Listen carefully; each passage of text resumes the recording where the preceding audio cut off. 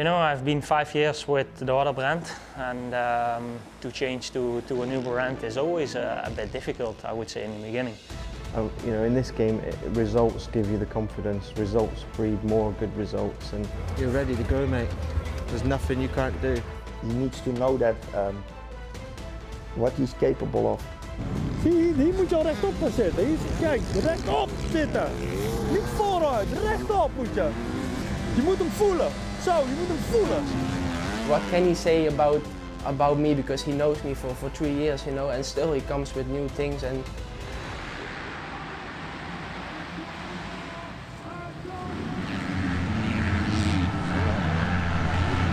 Max Renault. Well, it's going to be a big moment for him, isn't it? Win the overall here and Max Renault.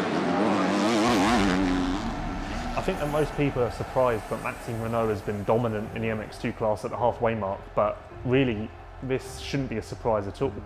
Maxime was tipped to be a world champion and a great of the sport from his early EMX 125 days. A rider like Tom Vial, in comparison, wasn't. Vial was never expected to be a world champion. Renault was. What he's doing now is merely fulfilling expectations. Like, this shouldn't be a surprise. Injury after injury through his EMX 125, EMX 250 and eventually MX2 days kind of derailed his career for a portion there.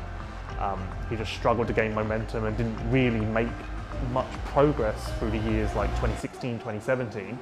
But now he's back on the factory team, he has some momentum, he has confidence, and we're seeing the result of that. It's definitely not a surprise that he's been the dominant figure in MX2, and if he goes on to win the MX2 title, which halfway through the 2021 season it definitely looks like he will, that wouldn't be a shock either. Renault should be this good. He had the speed, he's always had the talent. We've always believed that he could be the next MX2 world champion. But he had such a bad run with injuries. Like he explained, his shoulder, he did a lot of damage to there, and then his elbow, and that was a result of another rider landing on him.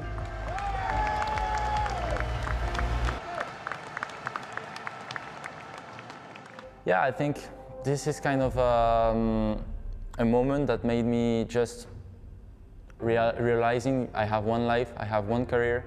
I almost messed it up with a crash that was not even really my fault. A rider jumped on me, so I'm just trying to give my best every time I have my wheels on the track and enjoying, just trying to get as much pleasure as I can, and just playing, because that's all it is about, you know. And this is helping me for sure, because I see it as a second chance, and you don't have so many times a second chance, you know, so no pressure at all.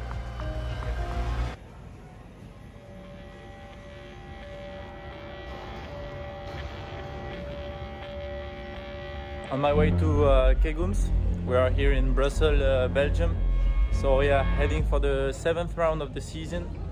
Really looking forward to that round because the track is really nice. So yeah, just follow me during my trip.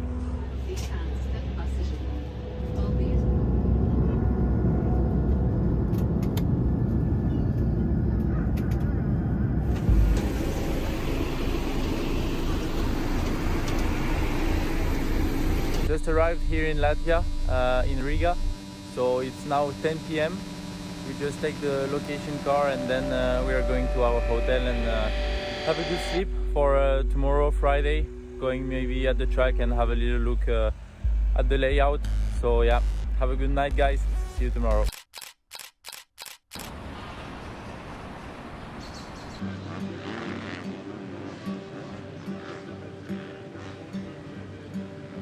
Saturday, we're now heading to the test track to do some start practices, just to get the first feeling with the bike for the weekend and see if everything is okay on the bike. So yeah, let's go for it.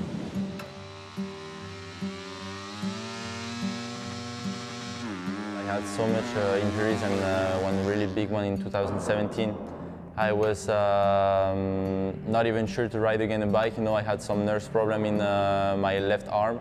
And yeah, on those moments was really tough, but yeah, I worked as much as I could, and so now I enjoy even more being here, because yeah, I know where I passed through, and yeah, it's just full pleasure now and enjoying every moment of it.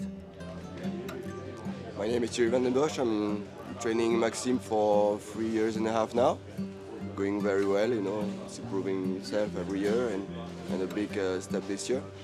And hopefully keep on going this way until the end of the season. Faudra que je vois, de toute façon je regarderai le mécanisme, mais il faudra que je vois comment je suis placé sur la moto à peu près. Je pense que je serai à peu près comme ça, je pense, à peu près, au niveau taille. Comme ça, tu le vois bien là. Track looks really nice, bumpy and yeah, sketchy some places, so really have to get the focus for tomorrow. Si tu arrives à vraiment cabrer celle-là, pour passer au-dessus, déjà tu gagnes de la vitesse et après c'est de la vitesse que tu gardes jusqu'au bout des vagues, quoi. Tu vois, si tu arrives à repasser au-dessus de celle-là et pas atterrir ici et faire pam et rebondir. Parce que si tu atterris là, les deux roues, tu peux pas faire grand-chose, hein, je pense. Celle-là, ou la scrubber ou quoi, faire l'absorber, cabrer ici un peu. Ouais. On va venir chercher. Et après là, réussir par contre à faire double. My expectations for tomorrow are for sure getting some really good points in the championship and keep on going on the same way of riding since the beginning of the year. So yeah, I'm just gonna now try to focus tonight and get ready for tomorrow.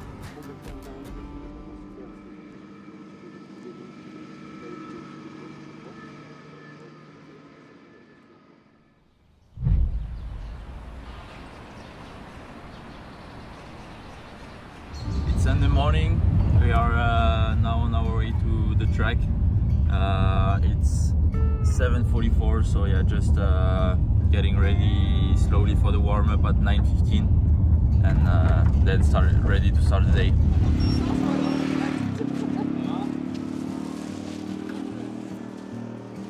Morning.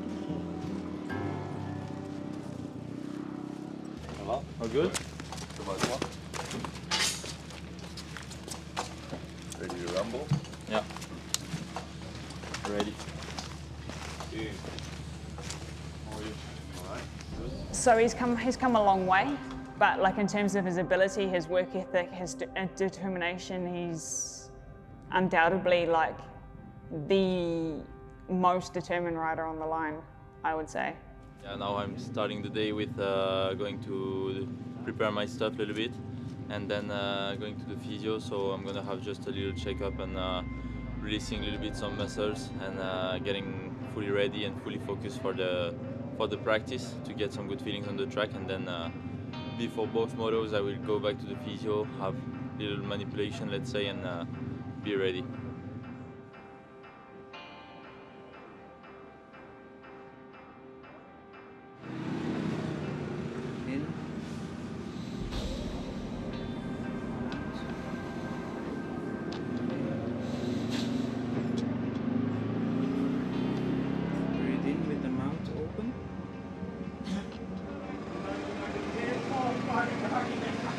Again.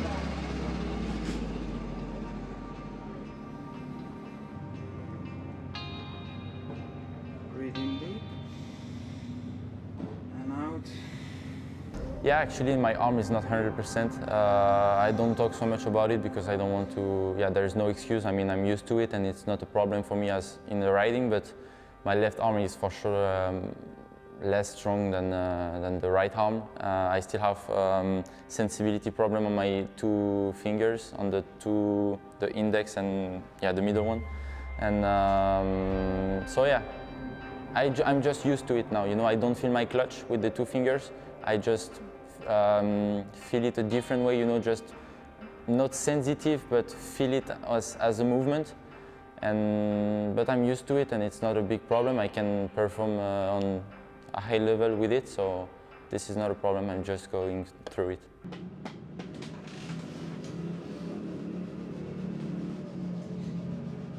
It's time to wake up, actually. Yeah. Otherwise, you're gonna. Never got my ass slapped like that.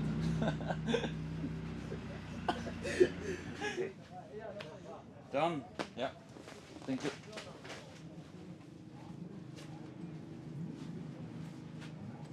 See you.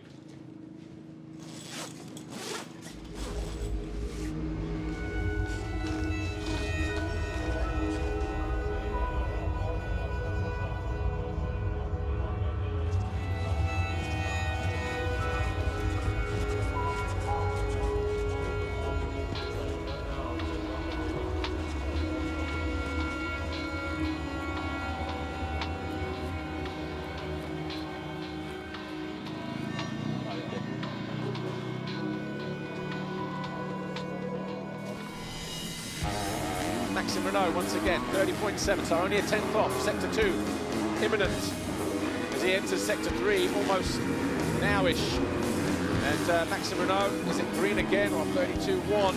Maxime Renault moves up to second, 0.4, so the gap's still coming down. There's still some life left in the track. Go through the confirmation then. JBay on pole for Rockstar Energy Husqvarna, ahead of Maxime Renault. Third time, it's very, very tight. Fourth, Rising Gifting. Nicholas Horrocks was fifth, Guadagnini sixth. Practice went pretty good. Finished second in the time practice, so really good gate pick for the motos. Feeling with the track is quite good. Actually, it's tricky and some sharp bumps, but I feel really good, feel comfortable. So yeah, just try to make 2 good starts in the motos and go for a good result. I've been in a rehab center, you know, with I think during 4 or 5 months. And I think the bigger thing that helped me was that I was in the center with people that were really, really in a bad situation. And seeing how they were just enjoying the life and smiling and always have the joke in them, saying a joke or something, you know, I was like, I cannot complain. I cannot complain. I have my 2 legs, my 2 arms. One was not working so good, but I could have done, yeah, could have been so worse. So yeah, it was just, you cannot just say, I'm done. You have to work, and if you want something, just go get it. And that's what I did, and I just, yeah, worked so hard and always believed in that. And one day, the nerves started to react a little bit, and from there we worked on it, and it came back. So yeah, that was a little bit kind of a redemption, you know. And mentally, I think I'm ready to give it all, and I will never ever stop, and never ever, yeah, always believe, you know. So that's also a strong point.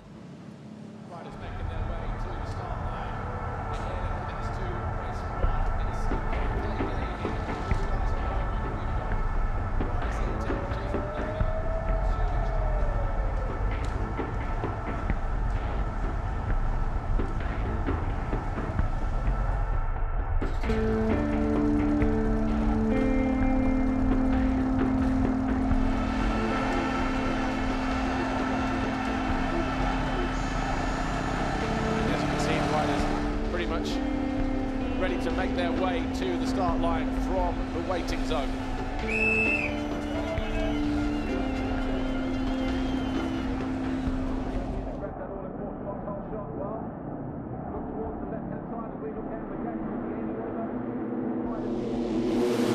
Oh, 1 or 2 riders trying to go too early, catching out a few of them as well.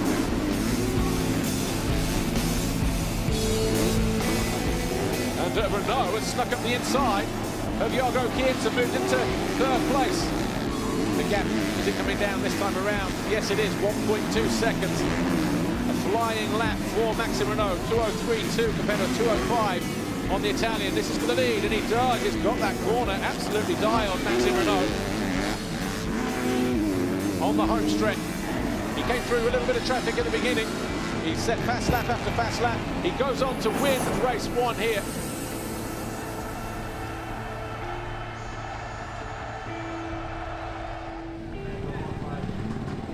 Congratulations, pretty much a perfect race. You really couldn't afford to switch off though, but you got your second race win of the season. Yeah, really happy with it. I got a good start, but not the best actually. I think I was 5th. And then I pushed really hard. Good job.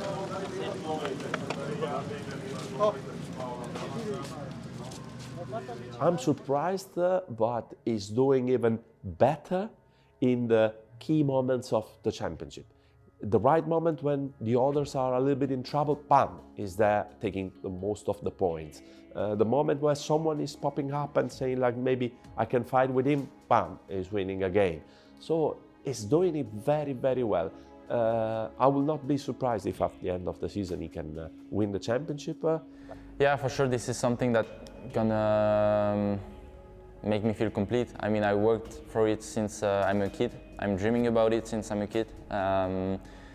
Getting that world title in 1 to 5 was also something that was part of the way of following, you know, and then getting those 2 injuries also get me a little slap in the face, you know, and wakes me up about, don't think this world title gonna come easy, you know. You have to work for it. We are so many young and talented riders in the world, and yeah, you just have to want it more than the others. And now I feel like I'm ready this year. I've put the job in, and but yeah, there's always a part of unknown, you know. So, but yeah, I have the red plate. I feel good. My bike is working really good. I feel in shape. We will see this season how it will end. I made a big push in the first 15 minutes, and then just cruise mode, so it was not pushing all the motor, you know. I tried to make some quick passes, and I think after 10 minutes I was second and charged to the front because he was already a little bit gone, and I passed him I think at half motor more or less. Made a little gap and was fine. There is your championship leader. Well, Maxime Renaux started the day 26 points clear, and after beating Guadagnini, his closest rival, in race 1, that gap has now gone out to 29 points as we head into race 2.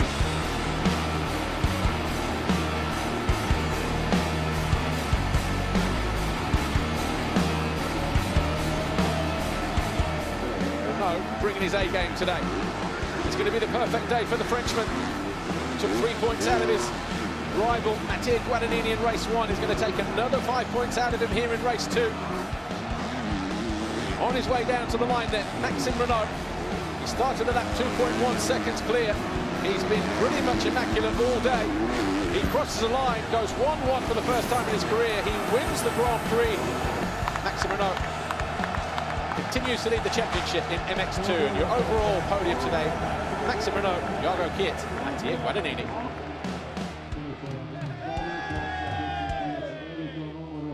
You obviously had riders like Gauthier Paulin, who challenged for world titles, Marvin Musquin, who was a world champion twice, but Romain Febvre's kind of really led the way for aspiring French riders who want to be a star in the MX2B series.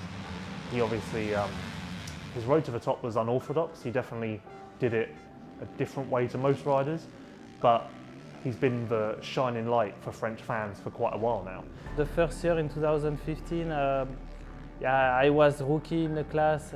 You know, you are coming, you don't expect anything. I was on the factory team with a new bike and everything. I was learning everything every time I was on the bike. And yeah, he has a good feeling, good vibes, and I was just enjoying. And when you are rookie, you don't care about so much the result, and you just try to get some experience. And then yeah, that year everything clicked, and yeah, we win many races, many GPs, and the world title, of course. So Romain Febvre is about to make history here. A rookie winning in the MXGP class. He wins the race. And he will now realise it. It was, let's say, mentally, it was maybe the easiest year that I had. But like to win, if I win at the end of the season, it will be 6 years after my world title, my first world title. So it can be for sure a good one, especially with all the hard years that I had in the past.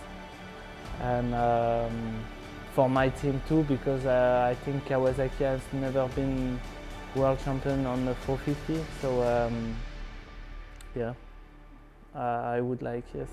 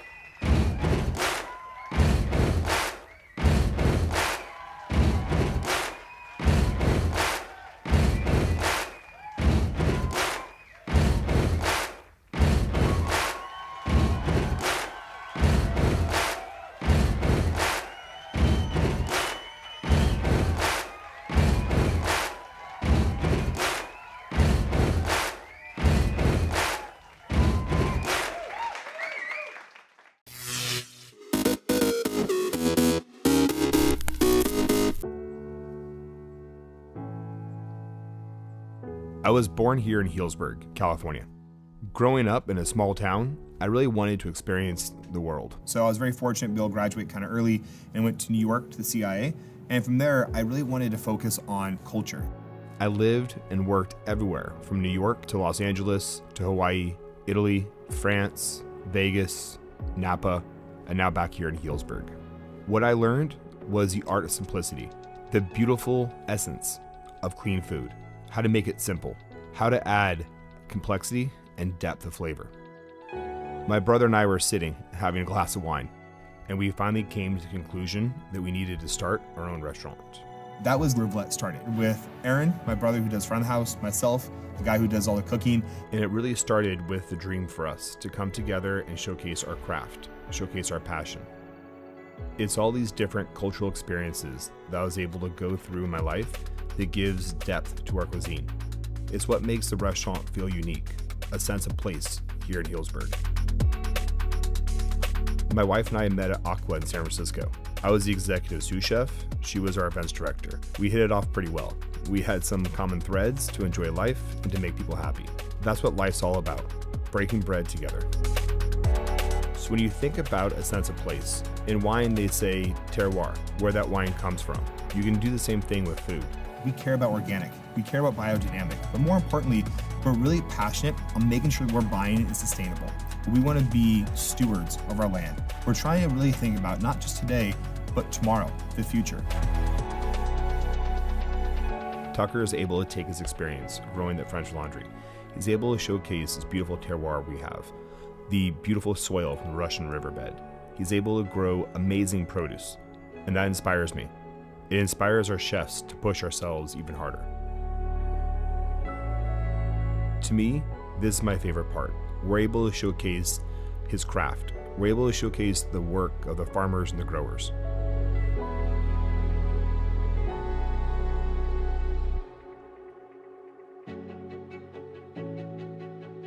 My great-grandfather, Henri, he came out here in the 1900s. He wanted the American dream. He was a baker from Decazeville, France. He started in San Francisco and he ended here in Healdsburg. It was always our dream to buy the original bakery, but we never thought it'd be possible. Then I met Craig Ramsey, my partner here, and we had a similar vision for the future, for protecting history. We had a passion for bringing joy to people. I was very fortunate to be able to partner with him and purchase the building 4 years ago and started the remodel process. From the ceilings to the mezzanine to the floor, everything has been completely redone. It was about protecting and preserving this building for the next 50 to 100 years. I was also able to fortify that vision of bringing community together. To me, this is a culmination of a dream I'd had since I was a little kid, some 40 years ago. Making my dreams come true, here at the Matheson. Vlet Wines started in my garage. We wound up working with 3 of the top winemakers in the area, helping us produce our wines. We make the wine, we sit there and we eat food, we drink wine, we do this beautiful pairing, and we understand how synergistic this relationship really is. It's this enhancement of food and wine. That is the essence of the partnership between the winemaker, the vineyard, the farmer, and the chef. It's our community.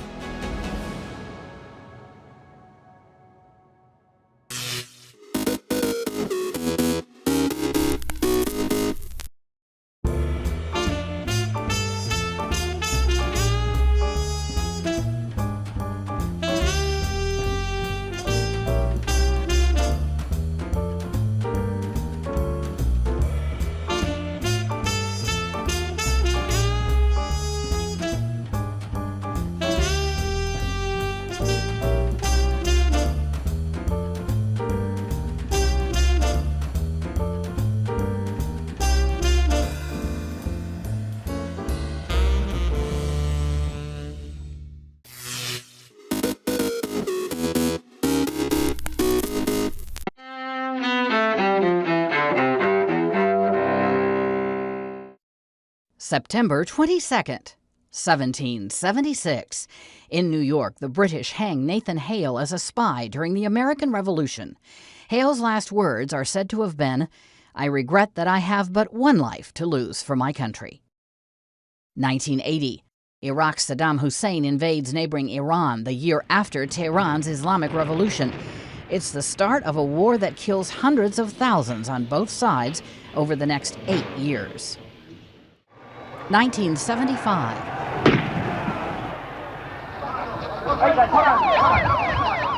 The second attempt on President Gerald Ford's life in less than 3 weeks.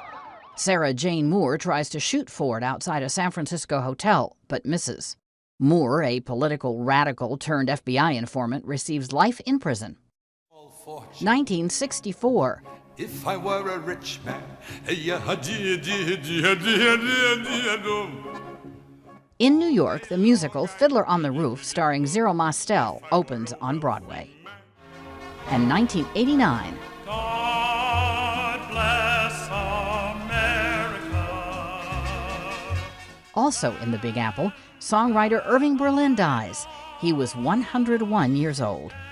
Among his songs, God Bless America, There's No Business Like Show Business, and White Christmas. Today in History, September 22nd. Camille Bohannon, The Associated Press.